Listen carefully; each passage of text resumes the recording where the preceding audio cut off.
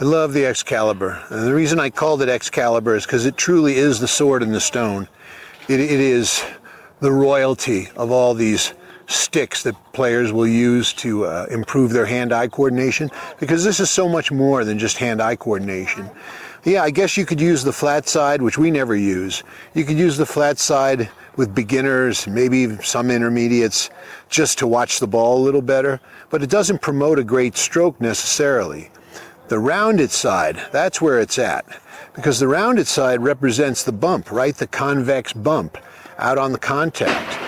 And what you learn with this, with the Excalibur, is you learn not to go to your finish too early, right? Don't cross the 45. It teaches you that as you stay behind the 45, look, you see the bulbous part here, the part facing the ball. It's facing the ball now, and look, as I continue along that 45, it's still facing the ball. See, and then I follow through. Same with the backhand side. Let me restart. I didn't know you were going to talk about. Let's go.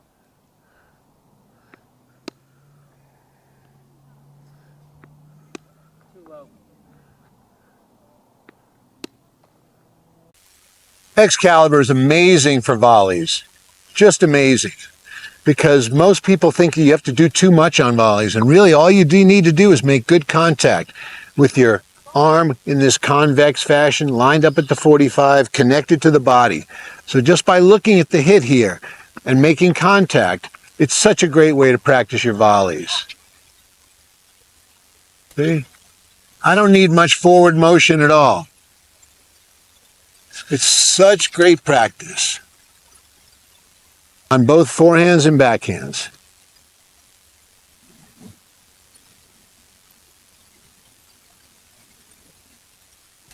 It's a fantastic tool, but it's truly amazing on the volleys. Using Excalibur on the serve ain't easy, but it's really great practice for you to learn to get convex at contact and keep your eyes up. Because if you don't keep your eyes up, you're going to whiff. And I'll do my best to get a couple of serves in for you, but this is definitely a challenge on the serve, but it's still a great tool, even on the serve.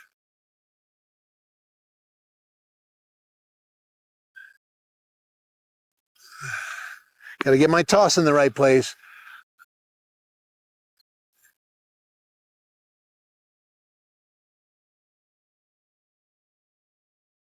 There we go. Okay. Give it a try. It's really great. Keeps your eyes up. When using the Excalibur, the thing to really remember and to think about is stay behind the 45 as long as you can. If you cross that 45 early, you see, and you bring the head of the racket forward, you're going to pretty much hit the top of this thing or miss it completely. Same with the backhand. If you rush to get to a finish, you're going to miss the sweetest part of the stroke, which is contact.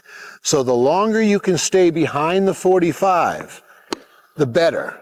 Okay? Same with the forehand. Stay behind the 45 as long as possible. That gets you deep into the stroke, and the follow-through is just beautiful. When using the Excalibur, I just can't stress enough, it's about slowness. Don't try to hit hard with it. That's silly.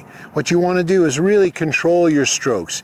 Even on the volleys and serves, you really want to understand how you go from concave to convex. And so don't try to speed through it just because it's fun. Just remember, this is one of those devices that's to improve the quality of your stroke. So speeding up is not necessarily, as I said earlier in the chapter about slowness. That's how you feel things, is through slowness. Even on the serve, you feel things through slowness, and you really don't feel or learn that much when you move quickly. So don't just try to rip the ball with this Excalibur.